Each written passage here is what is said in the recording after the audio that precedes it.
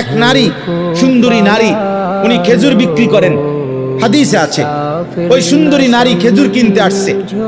নারী যখন খেজুর দেখার জন্য হাত বাড়াইছে, ওই সাহাবীও ওনার সামনে হাত বাড়াইয়া খেজুর দিতে লাগছেন। তো ওই মহিলার হাতে যে খেজুর তুলে দিছেন, এই হাতটা খেজুর তুলতে গিয়ে যেভাবে হোক মনের চাহিদার কারণে ওই হাত চাপ দিয়ে ধরছেন, অর্থাৎ অনেক সুন্দর হাত। এই জন্য উনি মহিলার হাতে মানে খেজুরও দিছেন, একটু শক্ত করে ধরে ফেলছেন হাতটা, শুধু এতটুকু, সাথে সাথে হাত সরাইয়া এই এতটুকু। তো ওই সাহাবী নবী সাল্লাল্লাহু আলাইহি সাল্লামের কাছে আয়েশা বললেন, ইয়া রাসূলুল্লাহ, আমি একটা অপরাধ করে ফেলছি।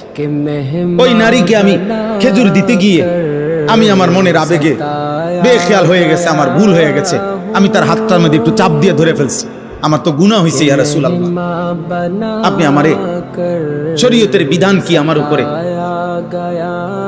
আপনি আমার উপরে আকিম আলাইয়াল হাদ্দা, শরীয়তের কোনো শাস্তি যদি থাকে আমার উপরে সেটা কার্যকর করে দেন, যেন আমার আখিরাত পবিত্র হয়ে যায়।